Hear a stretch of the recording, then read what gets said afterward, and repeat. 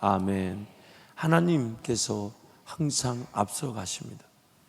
우리 인생 최고의 은혜는 하나님께서 내 길 앞서 행하신다는 것입니다. 출애굽기 14장과 그리고 23장의 말씀 보면, 특히 그 14장 말씀 보면 하나님께서 이스라엘 백성들의 영적 형편을 모르지 않으셨어요. 약 450년의 시간 동안 애굽 땅에서 종로로 됐던, 뭔가 자기 뜻으로 자기 삶에 대한 책임 이런 거 전혀 없이 그저 이집트라는 그 나라의 종살이를 무려 500년 가까이 했던 그 이스라엘 백성들의 영적 형편을 모르지 않으셨어요. 그래서 그들로 하여금 그 가나안 땅, 약속의 땅에 가는 길목인 해변길, 즉 그 이집트에서 해변길로 가면 불과 며칠이면 갈 수 있는 그 가까운 길을 가지 못하게 하시고 일부러 홍해길로 들어서게 하셨어요.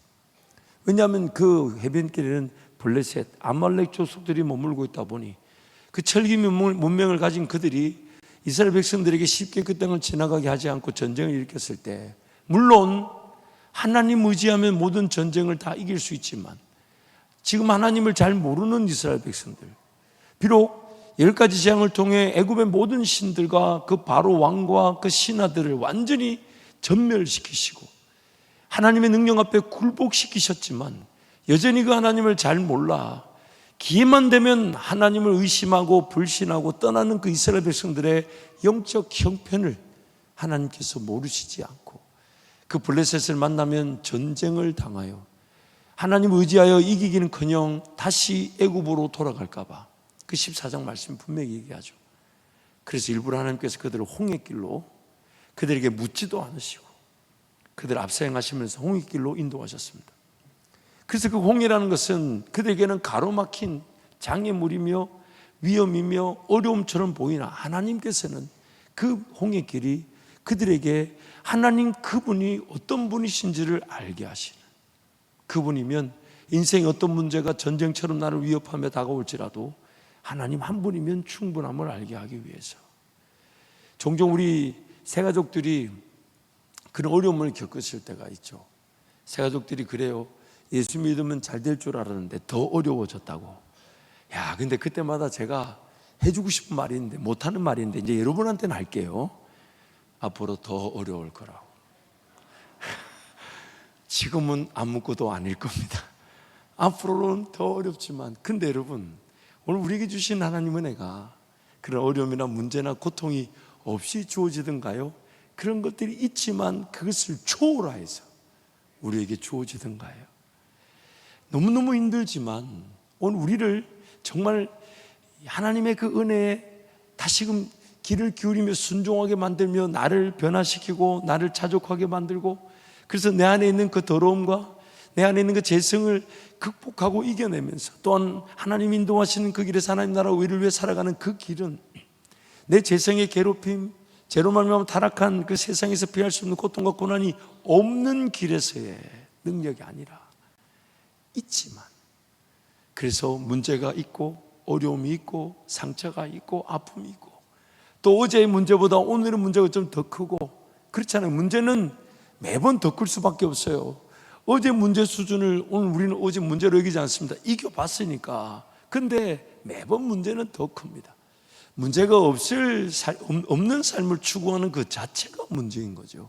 하지만 문제의 크기보다 하나님이 훨씬 더 크셔가지고, 하나님이 훨씬 더 크셔가지고, 근데 나중에 보니까 문제가 없이 하나님이 나에게 주신 은혜는 내가 감사할 줄 모르나. 문제가 있고 어려움이 있을 때 죽을 것 같은데 하나님이 도우셨을 때는 정말 하나님 앞에 철저하게 엎드리게 만드는 놀라운 그 일하심 우리가 보지 않습니까? 그래서 그 홍해는 그들 실력과 능력으로 볼 때는 다 끝난 것처럼 보이고, 방금 빠져나왔던 그 애굽의 백성들에게 이제 짓밟힐 일만 남았을 것처럼 두렵고 떨림으로 벌벌 떨었지만 하나님께서 그 홍해를 마른 땅을 건너는 것처럼 건너게 하시고, 그리고 이제 그 땅을 지나갈 때도 또 광야의 여정이 어떤 여정인지 하나님 모르시지 않고 그 광야에서 앞서 가시면서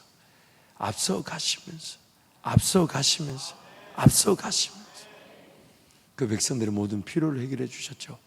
오늘 우리의 그런 삶의 진정한 능력과 권세는 주님이 항상 앞서가시는데 그 주님을 바라보지 않고 다른 길을 간다는 데 있다는 거죠. 각기 제 길로 갔거늘. 그러므로 오늘 우리의 삶의 진정한 행복과 즐거움은 주님이 앞서 가실 길을 따라가는 겁니다. 주님이 반드시 앞서게 하시. 그래서 주님이 지금은 조금 인내하며 쉬거라, 지금은 일용할 양식으로 만족하며 하나님을 즐거워하고 기뻐하자 이러는데 거기 앉아가지고 쉬지를 못하고 벌벌벌 떨죠. 내일은 어디서 뭘 먹나, 모레는 어떻게 사나, 내 자식들은 어떻게 하나, 이렇게 인생이 가만히 쉬기만 해도 예배만 하면 되나, 정말 기도만 하면 되나, 내가 나가서 뭐라도 해야 되는 거 아닌가, 그런 질문들이 불쑥불쑥 계속 나오죠. 그래서 그 잠잠히 있지를 못해. 하나님은 지금 잠잠히 같이 좀 충전을 하고 쉬고 예배하고 즐거워하자는데 그게 안 되는 거예요. 우리 재성이, 이 타락한 본성이 그게 안 돼. 뭐라도 해야 되고 제가 요즘 읽는 책 중에 책 제목에 이런 게 있어요. 가장 귀한 처방 너그러움, 이런 책이 있어요. 이게 이제 신앙서적인데 정신과 어떤 그 닥터와 아니면 신학자들이 이렇게 정리한 내용인데, 삶에 이 뭔가 후한 너그러움이 필요한데 우리는 그게 없이 막 바득바득 뭔가 놀고 있으면 안 될 것 같고, 뭔가 하나님 앞에서 최선을 다하지 않으면 안 될 것 같고, 그래서 우리를 얼마나 괴롭히는지 몰라요. 특히 제가 이렇게 금요일날 이렇게 좀 보니까 금요 철야에 오시는 성도 중에 게으른 성도는 없어요. 옆에 분 한번 보세요. 게으를 것 같아요? 너무 부지런해서 그 사람을 힘들게 할 것 같아요? 한번 봐봐요. 제가 딱 보면 알죠. 자기가 자기를 괴롭히는 타입들은 다 앉았어요, 여기에. 그렇지 않나요? 다른 게 문제예요. 내가 나를 괴롭히는 거예요.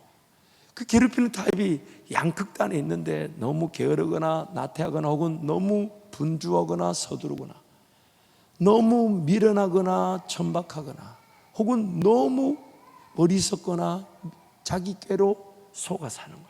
그 양극단에 있는데 정말 하나님 그분을 의지할 줄 알고 하나님, 그래서 여러분 로마서 12장 말씀에 가보면 1절부터 로마서 전체의 결론, 성경의 전체의 결론인 것처럼 우리의 어떤 삶의 목적은 하나님 그분을 산 제사로 예배하는 게 삶의 목적인데, 그 산 제사 예배가 무엇이냐면 하나님의 선하시고 기뻐하시고 온전하신 뜻이 무엇인지를 분별할 줄 아는 거예요. 분별할 줄 아는 게 산 제사인데 3절부터 딱 무엇을 제시하냐면, 그러므로 자기 본분에 맞는 삶을 살아라. 자기 본분을 알기 위해서는 어떻게 해야 되냐면 하나님 그분께 나의 역할, 즉 하나님 나는 어떤 길을 걸어가면 됩니까? 어떤 역할을 하면 됩니까? 어떤 직업에서, 어떤 일에서, 어떤 사역에서 나의 본분은 무엇입니까? 왜냐하면 나는 모든 걸 다 잘할 수 있는 사람이 아니에요. 태어날 때부터 유전적인 요소나 하나님 그분이 나를 계획하실 때부터 나란 존재는 한계를 가지고 있는 유한한 존재이기 때문에 하나님의 분명한 나를 향한 계획이, 최고의 계획이 있었고, 나의 분명한 나를 제일 기쁘게 하고 내가 제일 행복하고 내가 제일 자유할 그런 인생의 길이 있는데, 그 길을 분별할 줄 아는 게 실천 방안의 첫 번째예요. 그래서 1절 말씀에 거룩한 산제사가 2절 말씀에 선하시고 온전하시고 기뻐하신 뜻을 분별하는 것이고, 3절 말씀에 자기 본분에 따라, 자기 역할에 따라 욕심내지 말고 다른 것에 기웃거리지 말고 자기 역할에 따라 살아가는 게 산제사라는 그 구체적인 적용을 우리에게 제시하고 있죠. 하나님께서 앞서가십니다. 앞서가시면서 내 삶에 가장 필요한 길, 꿈이 필요할 때는 꿈을 꾸게 하시고, 인내가 필요할 때는 인내하게 하시고, 준비가 필요할 때는 준비되게 하시고, 훈련이 필요할 때는 훈련이 되게 하시고, 성장과 성숙의 과정을 통해 내 삶을 인도해 가시는 그 인생의 여정에 하나님이 앞서 가신다는 거예요. 내가 앞에 가는 게 아니라 하나님이 앞서 가신다는, 하나님이 앞서 가시면서 내 길을 원치 않았던 그 해변길을 걷지 못하게 하시고 가로막힌 홍해길로 인도하신 분도 하나님이시고, 또한 먹을 것 마실 것이 전혀 보장되지 않는 광야길을 준비하신 분도 하나님이신데, 그 하나님을 온전히 따라가면 되는데 앞서가신 하나님을 따르지 않으려는 것이 우리의 본성인 거죠. 마음에 안 드는 거죠. 빠른 길 있는데 왜 이렇게 가야 되고, 아니 굳이 이렇게 막힌 길에 와서 사람으로 하여금 막 가슴 쪼이게 만들고 두렵게 만들고, 아니 이왕 애굽의 군사들 죽일 거면 10번째 재앙 내릴 때 싹 쓸어버리지, 홍해길로 왔다가 그들이 기어이 뒤쫓아오게 해가지고 난리를 치게 하고. 그런데 하나님의 생각은 우리의 생각과 달라서 우리의 내면의 진정한 변화와 성숙을 위해 그분이 가장 좋은 길을 알고 계시기에 우린 그저 그분을 따라가면 되는데 앞서가시는 하나님을 따라가려고 하지 않는다는 거예요. 그래서 출애굽 23장에서 앞서가시는 그 하나님을 재차 강조하고 있습니다. 출애굽 23장 우리 20절부터 33절까지 한 절씩 교독합니다. 내가 사자를 내 앞서 보내어 길에서 너를 보호하여 너를 내가 예비한 곳에 이르게 하리니, 너희는 삼가 그의 목소리를 청정하고 그를 노엽게 하지 말라. 그가 너희의 허물을 용서하지 아니할 것은 내 이름이 그에게 있음이니라. 네가 그의 목소리를 잘 청종하고 내 모든 말대로 행하면 내가 내 원수에게 원수가 되고 내 대적에게 대적이 될지라. 내 사자가 내 앞서 가서 너를 아모리 사람과 헷 사람과 브리스 사람과 가나안 사람과 히윗 사람과 여부스 사람에게로 인도하고 나는 그들을 끊으리니, 너는 그들의 신을 경배하지 말며 섬기지 말며 그들의 행위를 본받지 말고 그들을 다 깨뜨리며 그들의 주상을 부수고 내 하나님 여호와를 섬기라. 그리하면 여호와가 너희의 양식과 물에 복을 내리고 너희 중에서 병을 제하리니, 내 나라에 낙태하는 자가 없고 임신하지 못하는 자가 없을 것이라. 내가 너의 날수를 채우리라. 내가 내 위엄을 내 앞서 보내어 내가 있는 곳의 모든 백성을 물리치고 내 모든 원수들이 내게 등을 돌려 도망하게 할 것이며, 내가 왕벌을 내 앞에 보내리니 그 벌이 히 족속과 가나안 족속과 헷 족속을 내 앞에서 쫓아내리라. 그러나 그 땅이 황폐하게 되므로 들짐승이 번성하여 너희를 해할까 하여 1년 안에는 그들을 내 앞에서 쫓아내지 아니하고, 내가 번성하여 그 땅을 기업으로 얻을 때까지 내가 그들을 내 앞에서 조금씩 쫓아내리라. 내가 내 경계를 홍해에서부터 블레셋 바다까지 광야에서부터 강까지 정하고 그 땅의 주민들을 내 손에 넘기리니 내가 그들을 내 앞에서 쫓아낼지라. 2절 함께 갑니다. 너는 그들과 그들의 신들과 언약하지 말라. 그들이 내 땅에 머무르지 못할 것은 그들이 너를 내게 범죄하게 할까 두려움이라. 내가 그 신들을 섬기면 그것이 너의 올무가 되리라. 아멘. 사자를 앞서 보내시겠다. 위험을 앞서 보내시겠다. 이 위험이라는 게 뭐냐면 테러라는 영어 단어인데, 그 백성들이 아무 이유 없이 하나님이 두렵게 만드시면 두려워지게 된다는 겁니다. 얼마나 많은 군사와 군대와 무기를 가졌든지 간에 하나님이 적군들의 마음에 두려움을 심어버리면 그들이 뭘 가졌든지 간에 그 두려움에 지배를 당하게 되고 벌벌 떨게 됩니다. 또한 왕벌을 앞서 보내신다. 제가 수요일하고 목요일 우리 제주 헤리티지에 오래간만에 그동안 100일 동안 제주 헤리티지 못 가봐가지고 또 이것저것 새로 바뀐 것도 있고 해서 가보니까 아유 정말 싹 깨끗하게, 야 여러분 깜짝 놀랄 겁니다. 제가 볼 때 오직 사모님의 덕인 공덕인 것 같은데 사모님께서 얼마나 정리정돈을 해놓으셨는지 깜짝 놀랐어요. 그래서 목사님이 목사님이 시작했는데 사모님 아니면 안 될 뻔했습니다. 그리고 왜냐하면 또 지난 3주간 목사님도 여기 육지에 계셨거든요. 그래서 제가 갔는데 정말, 그리고 헤리티지 교회가 지금 주일학교 학생이 6명이나 돼가지고 사모님이 걔네들을 가르쳐야 된다고 지금 이 대전에 오시지를 못해요. 그런데 사모님이 대화 중에 이렇게 얘기하셨어요. 하나님께 왕벌을 보내달라고 기도했대요. 왕벌을. 근데 최근에 기도하는 여종들 6명을 보내주셨대요. 그래서 지금 그분들이 10시에 오겠다는 분이 있어서 10시에 기도를 하고 3시에 오겠다는 분이 있어서 3시에 기도를 해서 사모님은 새벽 6시, 10시, 3시 기도를 다 하시는데 이제 본인 말씀이에요. 그런데 왕벌을 보내달라고, 하나님께서 왕벌을 보내달라고 했더니 기도하는 기도의 이 군사들을 보내주셨다는 거예요. 그 말 듣는데 얼마나 감사한지. 하나님께서 필요한 것들을 모르시지 않습니다. 심지어 그 땅에 1년 농사의 그 기간을 봤을 때 하나님 이렇게까지 얘기하셨어요. 그 땅을 살아보지 않았던 이스라엘 백성들을 위해 1년 동안은 그 땅 거민들을 쫓아내지 않겠답니다. 그 땅에서 그 땅 거민들이 살아왔던 삶의 터전의 방식도 분명히 하나님께서 만들어 놓으신 창조 질서와 원리 속에 그 주민들에게 하나님이 알려주신 거고, 그렇게 주민들이 가지고 있는 그 땅을 사는 씨를 뿌리는 법, 경작하는 법, 재배하는 법, 열매를 거두는 법, 그런 것들. 왜냐하면 그 백성들을 한꺼번에 몰아내게 되면 그 땅이 황폐해지게 되고 들짐승이 난무해서 이스라엘 백성들을 도리어 어려움에 당하게 될 것이니까 1년이라는 그 기간 동안 내가 그들을 서서히 쫓아낼 것이니까 이스라엘 백성들에게 당부하신 게 뭐냐면, 너는 하나님의 말씀만을 듣고 앞서가시는 하나님만을 따라가라. 하나님의 음성을 듣고 앞서가시는 하나님만 따라가라. 그것이면 충분하다는 거예요. 그래서 예수님이 우리에게 목자가 되십니다. 우리의 삶을 인도하시기. 요한계시록에서는 그 예수님이 이렇게 표현합니다. 어린 양 되신 예수님이 어디로 인도하시든지 간에 인침을 받은 죄 백성들은 그 어린 양 되신 예수님을 따라가기만 하면 된대요. 그러면 사망의 골짜기를 지나가도 해를 두려워하지 않습니다. 목자가 나와 함께 하시기 때문에. 그래서 우리 인생의 최대 관건은 앞서가시는 하나님을 따라가는 거예요. 지금 내가 뭔가 은혜가 필요한데 은혜가 안 느껴진다. 지금 내가 하나님을 맛보고 싶은데 하나님 맛보지지 않는다. 왜 그럴까요? 왜 그럴까요? 지금 내가 주님을 따라가지 않고 내가 원하는 길을 고집하고 걸어갈 수가 있습니다. 거기서 아무리 싸우고 노력해본들 나를 살려낼 수 있는 방법은 없습니다.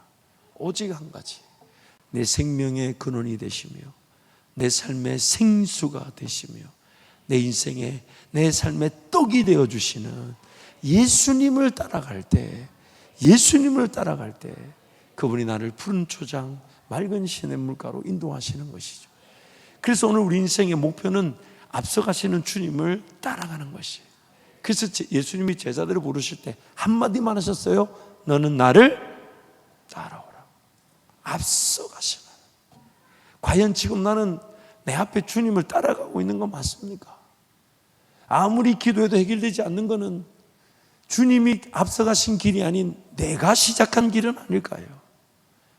내가 뭔가 하나님의 은혜를 위해 살아가고자 하지만 그게 잘 안 되는 것은, 예배도 잘 안 되고 기도도 잘 안 되고 말씀도 잘 안 읽혀지는 것은 지금 앞서가신 주님 그 발자취를 따르고 있습니까? 아니면 내가 원하는 삶의 자리에서 뭔가 은혜를 기대하고 하나님 그분을 맛보기를 원하고 있지는 않습니까? 그러므로 오늘 우리 인생의 최고의 은혜는 주님을 따라가는 거예요. 앞서가시는 주님. 그래서 그 앞서가시는 주님을 우리가 따르는데, 구약에서는 앞서가시는 주님을 따르기 위한, 이미 앞서가시는 그 하나님께서 마치 예수 그리스도의 상징 모형처럼 앞서가는 법궤, 하나님의 그런 말씀이 앞서갈 때 그 백성들이 인도함을 받는 것을 우리에게 말씀해 주고 계시죠. 그래서 방금 어떤 여호수아 3장에 보면 법궤가 요단 강물에 발을 탁 디딜 때 제가 요단강에 갔을 때 그 제일 짧은 그 폭이 제일 짧은 곳이 갔었는데, 이제 건너가면 이제 요르단이죠. 근데 저 위쪽에 이스라엘 백성들이 이제 지나왔을 것으로 추정되는, 즉 그 위에 어느 아름성인 그 위쪽에서부터 멈춰서서 쌓였고, 그리고 저 밑에 사해 바다가 있는 그 사해 길은 그 지금 분명히 14절 말씀 보면 그 추수 시기가 되면, 결실의 시기가 되면 요단강물이 그 뚜기에 넘치게 되는, 즉 쉽게 헤엄쳐서 건너가기도 쉽지 않은 강물입니다. 근데 그 강물에 지금 요단강물에 제사장들이 법궤를 메고 발을 탁 담그니까 그 요단강물이 저 멀리서부터 멈춰서서 딱 수도한 게 아니라 쌓였대요. 참 여러분, 이 쌓인 것도 굉장한 영적인 의미가 있어요. 왜냐하면 고린도전서 10장 말씀 보면 구약의 백성들이나 우리는 다 물 아래 세례를 받았다 말하고 말합니다. 같은 구름 아래에 지나면서 같은 양식인 만나를 먹듯 우리는 예수 그리스도를 먹게 되는 건데, 그 물 아래 세례를 받는 것이 이스라엘 백성들이 이집트에서 나올 때 홍해 아래를 지나오듯 물 아래 세례를 받았죠. 근데 지금 40년이라는 광야 생활 이후에 광야에서 태어난 자들이 있습니다. 40년 동안 이제 우리가 잘 아는 대로 그 물 아래 홍해 아래 세례를 받듯 지나왔던 사람들은 광야에서 다 삶을 마쳤습니다. 이제 약속의 땅에 들어가는, 가나안 땅에 들어가는 이스라엘 백성들은 그 홍해 아래 물 아래 세례를 받듯 지나왔던 사람들은 다 죽어버렸고 세례를 받지 못한 사람들. 그래서 그들을 위해서 하나님께서 이쪽 가데스 바네아, 즉 육지로 가나안 땅 남쪽에서부터 올라가는 길이 있음에도 불구하고 그들을 굳이 그 모압과 그런 암몬, 이스라엘 그 땅, 그 요단강과 사해 건너편 동쪽 그 지경을 지나가게 하셔가지고 그 사해 위에 있는 요단강을 지나가게 하실 때 제사장들이 법궤를 메고 발을 딱 내딛는 순간 물이 끊어진 것이 아니라 저 위에서부터 멈추어서 쌓이게 됨으로써 이스라엘 백성들이 물 아래 세례를 받듯 요단강을 지나가게 하신 거예요. 참 하나님의 원대한 계획과 우리의 계획은 감히 하늘이 땅보다 높은 것 같이 맞출 수가 없는 거예요. 근데 그 요단강이 끊어져서 멈추어서 쌓이게 하는 그 일에 다름 아닌 하나님의 법궤가, 제사장들이 그 법궤를 메고 그 땅에 발을 디디고서서 그래서 강 중앙에 이르렀을 때 법궤가 그 강 중앙에서 마치 그 요단강 물을 막아서듯이 이스라엘 백성들로 하여금 마른 땅을 지나갈 수 있도록, 그리고 백성들이 다 지나가고 난 다음에 무사히 안전하게 다 지나고 난 다음에 그 법궤도 요단강을 건너왔다는 것입니다. 오늘 그 얘기를 우리에게 하고 계시면서 앞서가시는 그 하나님의 은혜를 우리에게 강조하고 계세요.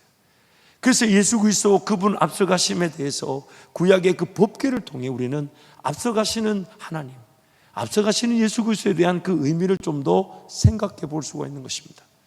그래서 이번 주부터 이제 4주 동안 네 번의 금요일, 오늘까지 포함해서 네 번의 금요일 동안 구약에 나타난 법궤를 중심으로 한 네 가지 사건을 살펴보게 될 것입니다. 오늘 이제 그 요단강물을 마르게 한 사건과 이제 다음 주에 그 전쟁에 악용되어져서 빼앗겼던 법궤가 돌아왔던 사건과 또한 돌아온 다음에 그는 오벳 에돔의 집에 머물러 하나님의 복이 임한 사건과 그리고 다윗이 그 법궤를 메고 주의 성전에, 그 성전의 성소에 그 법궤를 옮겼던 그 대표적인 네 가지 사건을 통해 오늘 우리가 앞서가시는 그 하나님, 앞서가시는 예수님을 어떻게 따라야 될지를 구약에 있는 사건을 통해 좀 더 살펴보고자 합니다. 이 법궤란 말은 출애굽기, 레위기, 민수기까지 세 권의 책에서는 이 증거궤라는 이 말로 많이 쓰입니다. 그리고 신명기에서는 언약궤라는 말을 쓰이고 법궤란 단어는 레위기에서 한 번 등장합니다. 그래서 법궤란 말은 언약궤, 증거궤로 성경은 표현하고 있습니다. 그리고 그 법궤는 불과 1.5 한 2m 크게 제 팔 벌려서 한 이 정도 사이즈, 이 제단보다 조금 더 큰 사이즈밖에 되지 않습니다. 근데 그 법궤는 그 안에 세 가지 물건을 하나님께서 넣어두셨다고 히브리서에서 말하죠. 우리 히브리서 9장 4절 말씀, 우리 함께 하나님 말씀을 선포하겠습니다. 히브리서 9장 4절, 방금 읽었던 출애굽 함께 선포합니다. 금양요와 사면을 금으로 싼 언약궤가 있고 그 안에 만나를 담은 금 항아리와 아론의 쌍난 지팡이와 언약의 돌판들이 있고. 학자들 간에 약간의 그런 견해가 있습니다. 법궤 안에는 원래 그 십계명을 써놓은 두 돌판만 이렇게 구약의 말씀 보면 들었다. 그리고 만나 담은 항아리나 아론의 쌍난 지팡이는 그 법궤 앞에 두었기 때문에 법궤 안에는 원래 처음에 들어가지 않았다, 이런 얘기를 하는데, 이제 그것을 킹 제임스 버전 성경이나 그 70인용 헬라어 성경을 번역하게 되면 하나님의 법궤 앞에 두었다는 것은 하나님 그분 앞에 그것들이 놓여 있다는 뜻이지, 법궤의 그런 위치적 앞에 그런 만나 항아리나 그런 아론의 쌍난 지팡이가 놓여져 있었다. 근데 실질적으로 전승에 따르면 그 법궤 앞에 놓여졌다 해도 법궤를 움직일 때는 그 법궤 안에다가 그런 만나 항아리와 그 아론의 쌍난 지팡이를 넣어서 함께 이렇게 옮겼을 것으로 그렇게 전승엔 얘기합니다. 무엇보다도 방금 읽었던 히브리서 말씀처럼 그 법궤 안에는 세 가지가 분명히 들어있었다고 성경이 말합니다. 두 십계명의 두 돌판과 그리고 만나 항아리와 아론의 쌍난 지팡이죠. 물론 우리가 아는 대로 이제 솔로몬 왕 시대 이전까지만 해도 그 법궤에는 만나 항아리와 아론의 쌍난 지팡이는 유실되어 버렸고 그 두 돌판만 있었던 것으로 성경 기록하고 있습니다.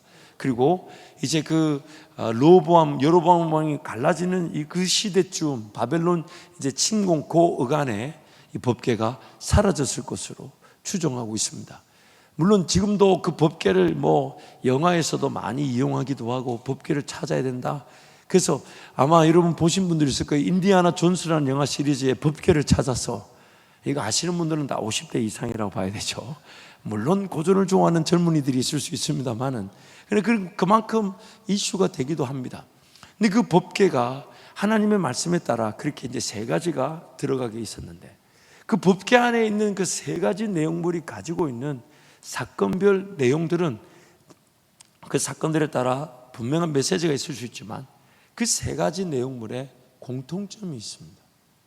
일단 법궤 안에 들어가면 그 법궤를 바라보는 백성들에게는 그 세 가지 내용물에 대한 사건에 대한 이해도가 있겠지만은 제가 그 세 가지 내용물에 대해서는 차후에 말씀을 나누기로 하되, 세 가지 내용물이 그 법궤 안에 있었던 그 공통적인 분모, 그 세 가지 내용물의 공통점이 있는데 셋 다 자기 백성이라 하는 이스라엘 백성들의 참담한 불신과 반역과 배반과 제약의 결과들로서 그 십계명 두 돌판과 만나 항아리와 아론의 쌍난 지팡이가 생겨나게 된 것입니다.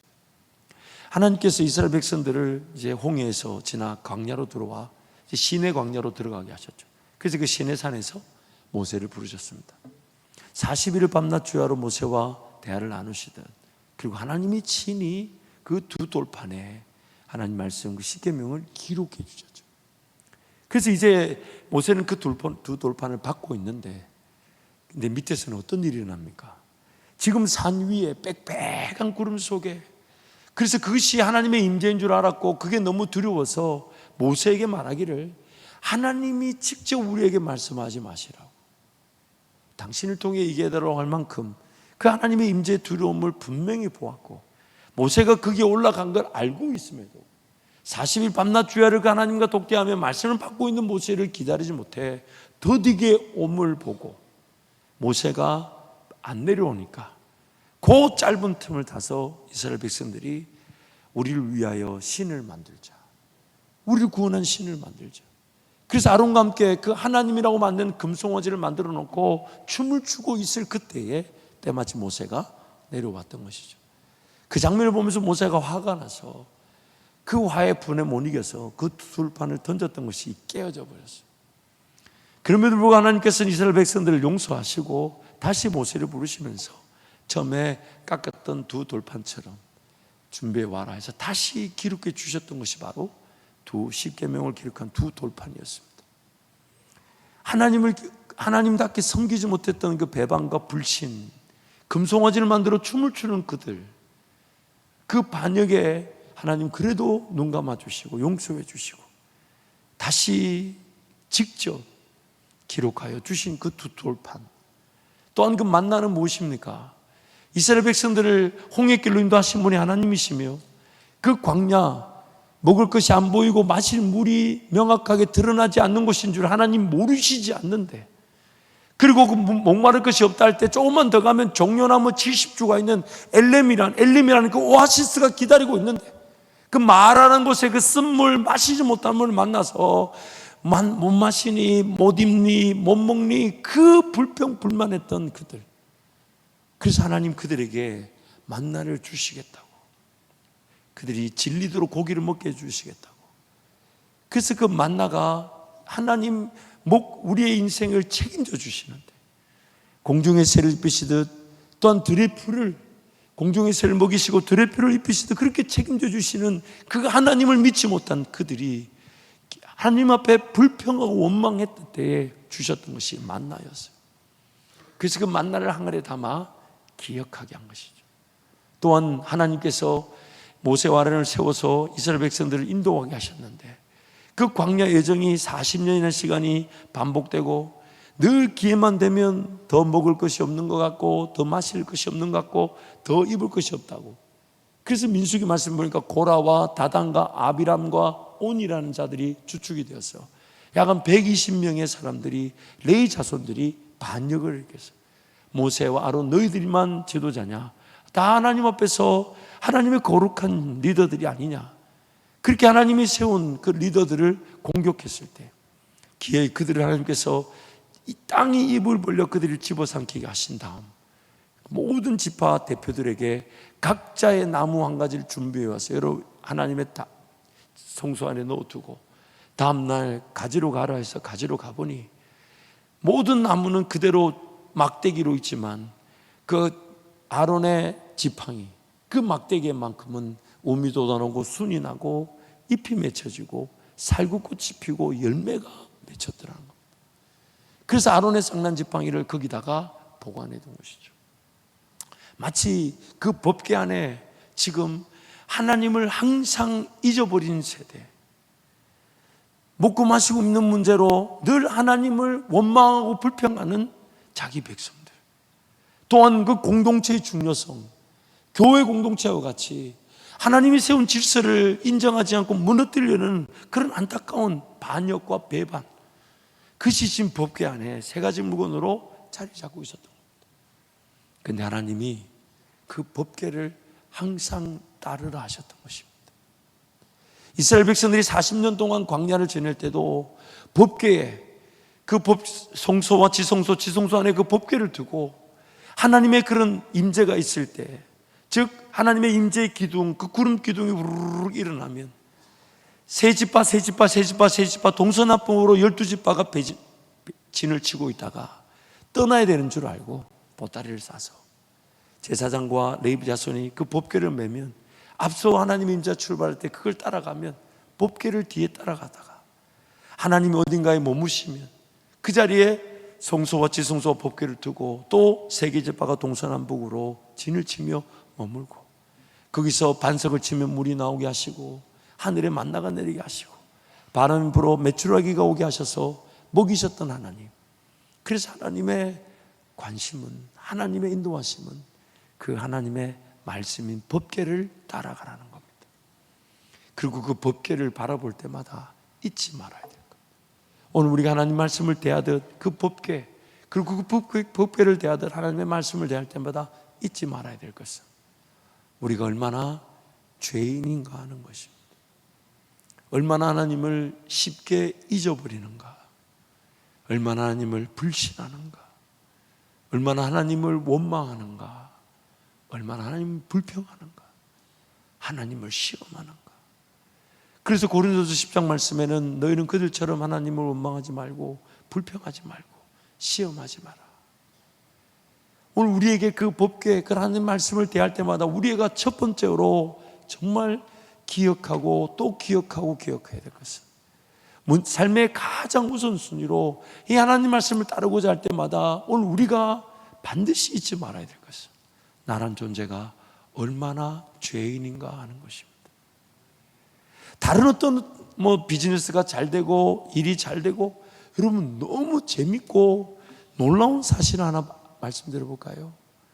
내가 법궤를 따르게 되면, 근데 그 법궤를 따르는 것은 말씀을 따르는 것인데 이 말씀을 따를 때 이 말씀 아무리 읽어봐도 사업의 아이디어를 발견할 수 없고요, 아무리 묵상해도 하나님의 그런 능력과 권세가 나에게 돈이 주어질지, 꿈이 나타날지, 사람을 만날지, 내 직업의 길이 열릴지, 진로가 열릴지, 누굴 만날지 아무것도 안 가르쳐 주는데 한 가지, 나의 죄인됨을 알고 예수 바라보기만 하면 성령께서 걸어가야 될 길을 인도해 가신다는 겁니다.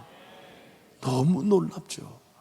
근데 우리는 자꾸만 역으로 바꾸어서 내 진로가 어딘지, 어떻게 하면 더 잘 사는지, 어떻게 하면 돈을 더 잘 버는지, 어떻게 하면 내 직업이 잘 서는지, 어떻게 하면 내 자식들이 안정적인지, 어떻게 하면 내 삶이, 내 직업이, 내 사업이, 내 일터가 잘 될지.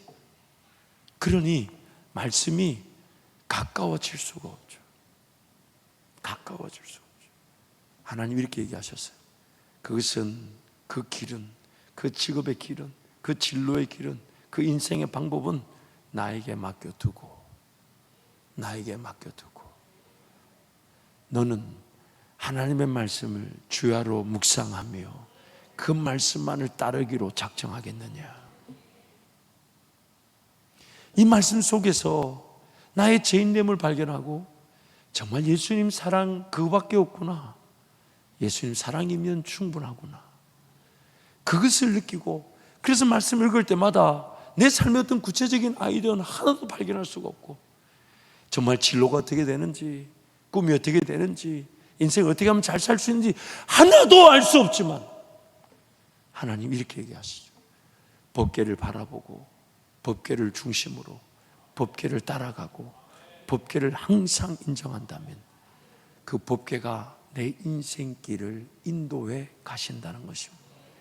마치 물이 철철 넘치는 요단강에 발을 내딛고 밟기만 해, 담그기만 해도 마른 땅을 건너듯 그 길을 기적처럼 만들어주신다. 근데 우리는 자꾸만 거기에 뭔 배를 만들어야 될지, 혹은 뭐 그 위로 어떻게 강물을 지나가야 될지 인간적인 생각으로, 그래서 앞서가시는 주님을 따르지 않는 거예요. 그 법궤를 바라보듯 예수님을 바라보지 않는 거예요. 인내하지 않는 거예요. 말씀을 아무리 들여다봐도 돈 버는 방법을 모르겠고, 아무리 말씀 묵상해도 내 문제를 해결하는 방법을 모르겠으니 먼 거리에 있는 것 같고 나와 상관없는 것 같고, 당장 이 말씀 묵상한다고 내 삶이 어떻게 사라지겠냐. 그래서 이 말씀이 무시되었습니다. 근데 하나님은 네 삶의 모든 길, 모든 방법, 모든 지혜, 모든 지식은 때가 되면 하나님 성령께서 나타내실 것이니까 너는 그저 그 말씀만을 바라보고 말씀만 의지하고 내 입에서 떠나지 말게 하며 주야로 그것을 묵상하며 자로나 우로나 치우치지 않고, 자로나 우로나 치우치지 않고 그 말씀만을 듣겠느냐, 그 말씀만을 부여잡겠느냐. 오늘도 우리에게 동일하게 물으십니다. 여러분, 이 말씀을 붙잡는다는 것은 말씀이신 예수 그리스도를 붙잡는 것입니다. 이 말씀을 듣겠다는 것은 목자 되신 예수님의 음성을 듣겠다는 것입니다. 이 말씀에 귀를 기울인다는 것은 앞서가시는 주님을 따르겠다는 것인데, 근데 우리는 자꾸만 삶에 필요한 것들, 있어야 될 것들, 원하는 것들을 이 말씀 속에서 찾으려고 하다 보니 전혀 맞지가 않는 것처럼 보여요. 이스라엘 백성들도 마찬가지입니다. 법궤를 메고 걸어가서 따라가지만 그 법궤를 바라볼 때마다 볼 수 있는 것은 내 인악함, 내 부족함, 내 죄인됨밖에 없는데, 근데 너무나도 신비한 것은 법궤가 움직여야 될 때, 그리고 어느 길로 걸어가야 될지, 심지어 그 길 어떻게 가야 될지, 그 법궤가 앞서기만 하면 내가 떠나야 될 때와 가야 될 길이 나타나게 되는 것입니다. 마치 내가 반석 위에 서기만 하면 내 인생은 그 반석 위에서 성령께서 나와 함께 내재하시듯 내 인생에 집을 지어 가실 텐데, 그 집이 어떤 직업이 되며 어떤 삶이 되며 어떤 인생이 될지는 전혀 보이지 않지만 그건 하나님께 맡겨놓으라는 거예요. 그건 하나님께 맡겨놓고, 오늘 저와 여러분의 할 일은 법궤 안에 담겨져 있는 세 가지 내용물처럼 우리가 얼마나 하나님을 배반하는 자들인지, 얼마나 하나님을 떠나는 자들인지, 하나님을 거절하는 죄인인지, 하나님 없이도 살 수 있다고 여기는 악한 자들인지, 하나님 그분의 질서와 권위를 늘 무시하고 무너뜨리는 얼마나 큰 죄인들인지 그것을 기억하고, 그래서 죽고자 하고 내려놓고자 하고 부인하고자 하고 포기하고자 하면 예수께서 따를 길을 보여주신다는 것입니다. 오늘 우리에게 우선되어야 되는 것은 반석 위에 세워지는 것이 예수 그리스도 한 분이면 충분한 것, 예수 그리스도 한 분이면 충분한 것. 예수 그리스도 한 분이면 충분한 것. 그래서 오늘 우리의 삶은 성경이 이렇게 말하죠. 살고자 하는 자는 죽을 것이나 죽고자 하는 자는 살게 되리라. 그저 이 나 같은 죄인 뭐라고 나를 위해 예수님이 죽어주셨는지 그 사랑, 그 감격 때문에 그냥 감사해서 주님, 인생이 잘 안 살아줘도 괜찮아요. 못 살아줘도 괜찮아요. 오늘이라도 저를 데려가신다면 무엇이 가장 귀할까요? 날 위해 죽으신 예수님의 사랑만이 나를 천국에 인도하게 될 것인데 그 십자가 사랑의 그 깊이와 넓이와 높이와 넓이를 더 알고자 하고 그 십자가 사랑에 구구절절이 가슴이 메어져서 예수님 그 십자가 바라보기만 해도 눈물이 마르지 않는 그 감격을 달라고, 그것이면 충분하다. 더 살려는 게 아니라 나 같은 죄인을 구원해 주신 예수님의 사랑이 너무 감사해서 그 사랑에 그저 눈물만 흘릴 뿐인데 성령께서 그래도 오늘 너 나와 함께 이 길을 걸어가 보지 않겠니? 이런 일 한번 계획해 보지 않겠니? 이런 꿈을 한번 꿔보지 않겠니? 이렇게 기도하며 함께 동행해 보지 않겠니? 주님, 저는 그렇게 살고자 함이 아니에요. 살면 살수록 할 수 있는 건 죄 짓는 것밖에 없어요. 만나 항아리나 아론의 쌍난지팡이나 십계명 두 돌판을 봐도 그것이 하나님께서 우리에게 주신 그 은혜의 그런 방편이지만 그 이스라엘 백성들보다 제가 더 악하면 악하고 더 죄인이면 죄인이지 나 같은 게 무슨 삶을 살겠습니까? 근데 하나님께서 아니다, 그래도 내가 너를 통해 할 일이 있다 하실 때 아유 주님, 뭐 살아도 주를 위하여 살고 죽어도 주를 위하여 죽는 것이니까 주님 가자 하시면 제가 그 길 걸어가겠습니다. 그게 우리 인생 아닙니까? 그게 우리 인생이에요. 살고자 함이 아니라 죽고자 함이. 그래서 내게 사는 것이 그리스도니 죽는 것도 유익합니다. 나는 이 묵신의 몸을 떠나 주와 함께 거하는 게 더 좋으나 나를 이 땅에 남겨놓으신 것은 이것은 나를 위한 것이 아닌 너희를 위한 것이라. 내게 사는 것이 그리스도니 죽는 것도 유익합니다. 심지어 사도 바울은 빌립보 3장에 뭐라고 얘기합니까? 내가 뭘 얻을까, 이룰까, 성취할까 그렇게 생각하지 않는다고. 나를 하늘에서 부르신 부름의 상, 즉 표대를 향하여 예수 그리스도를 향하여 다시 달려간다고. 이 땅에서 뭘 필요로 한 존재가 아니며 이 땅에 뭐가 부족한 존재가 아니니 이 땅에 뭔가 내가 모자란 존재가 아니라 예수님 나와 함께하고 계시면 그것이면 충분하기에 예수만 바라본다고. 그게 바로 우리의 고백인 것인데 우리가 그것을 어느 순간 잊어버리고 혹은 우리의 재성이 마치 이스라엘 백성들의 반역과 배반처럼 그것을 저버리게 만들었죠. 그래서 그 법궤 안에다가 세 가지를 넣어놓은 겁니다. 얼마나 하나님을 배반했으며 얼마나 하나님을 불신했으며 얼마나 하나님께 반역했는지 그것을 알고 그것을 기억하고 그것에 나를 용서하시고 은혜를 베푸신 하나님, 그러므로 묵묵히 그것만 바라보며 따라가는 건데 오늘도 나 같은 죄인 하나님 불쌍히 여겨주시고 예수님 나를 만져주시고 위로해 주시고 그 십자가 사랑에 다시금 흠뻑 젖어들게 해 주십시오. 그것이 우리의 마땅한 고백이어야 한다는 것입니다. 그런데 그 고백이 마치 그릇 안에 더러운 것들이 제하여져서 깨끗하면 성령께서 성부 하나님의 그런 뜻에 따라 쓰임받는 그릇처럼 담겨지게 하신다. 뭐가 담겨질지는 모르는 거예요. 어떤 인생길을 살게 하실지를 모른다는 거예요. 어떤 삶을 어떻게 살지를 하나님 그분이 앞서가시듯 담아주실 거니까. 그런데 존재되어야 될 것은 반석 위에 서듯 깨끗한 그릇이 되듯 법궤를 바라보고 앞서가는 법궤를 따라가는 것. 말씀을 바라보고 말씀을 의지하고 말씀을 신뢰하고 말씀을 묵상하고 이 말씀이 내 입에서 떠나지 않게 하며 앉을 때나 일어설 때나 걸을 때나 누울 때나 잠을 잘 때나 어떤 때든지 자녀들에게 가르치게 하고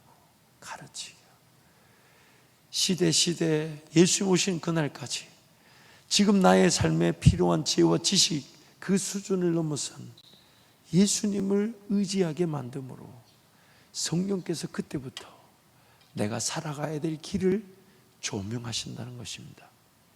사랑하는 성도 여러분, 기록된 말씀 없이 내가 필요한 꿈과 비전을 꿀 수 없습니다. 기록된 말씀을 무시한 채 아무리 음성을 사모해 보십시오. 내가 잘 들을 수 없어서 이렇게 기록해서 주셨는데 이 기록한 말씀을 무시하고 내가 어떤 성령의 음성을 분별할 수 있겠습니까? 어떤 성령의 음성을 들을 수 있겠습니까? 기록된 말씀을 통해 나의 죄인됨을 발견하지 못한다면 결국 내 인생이 죄 가운데 빠져 기어이 쓰러지고 넘어졌을 때야 그 죄를 발견하게 되지 않았습니까? 그게 오늘 우리의 현실이지 않습니까? 그래서 율법으로는 죄를 깨닫게 하는 것이며 이 기록된 말씀은 우리의 죄악으로 말미암아 범법으로 인하여 더하여 준 것이라고. 아담과 하와가 창조되었을 때는 이런 말씀도 주지도 않으셨다고, 줄 필요도 없었다고, 다 들을 수 있었고 다 소통할 수 있었다고. 그래서 오늘 법궤를 따라가듯 이 말씀을 따라가라, 이 말씀을 앞세우라고, 이 말씀을 입에서 떠나지 말게 하라고. 당장의 삶의 지혜와 지식 그것이 아닌 내 죄인됨을 깨닫고 예수님의 십자가 사랑에 대한 감격과 사랑이 회복되는 것, 그게 바로 하나님이 지금 우리에게 우선적으로 요구하시는 것, 앞서가시는 하나님의 은혜인 것입니다. 그러므로 여러분, 이 말씀을 항상 묵상하기를 축복합니다. 그래서 시편 1편 말씀에 복 있는 사람은 하나님의 말씀을 주야로 묵상하는 자로다. 그것이 오늘 우리 인생의 최고의 복이 되는 것입니다. 그래서 여러분, 법궤가 앞선다는 것은 말씀이 앞선다는 것이고, 말씀을 앞세운다는 것은 인생이 수만 가지 지혜와 지식과 삶에 필요한 방법들을 요구한다 해도 그거 다 내려놓고 살고자 함이 아니라 죽고자 함이고, 나의 죄인됨을 먼저 발견하여 하나님 은혜를 맛보고서 따라가지 않으면 내 인생은 곁길로 갈 수밖에 없음을 알아. 그래서 은혜 없는 자리, 기도가 안 되고 예배가 안 되고 말씀이 사모되지 않는 그 자리에서 헤맬 수 있다는 것을 기억하고 말씀 붙들고 살아가는, 앞세우는, 말씀이신 예수님을 앞세우는 우리 삶이 되기를 축복합니다. 아멘.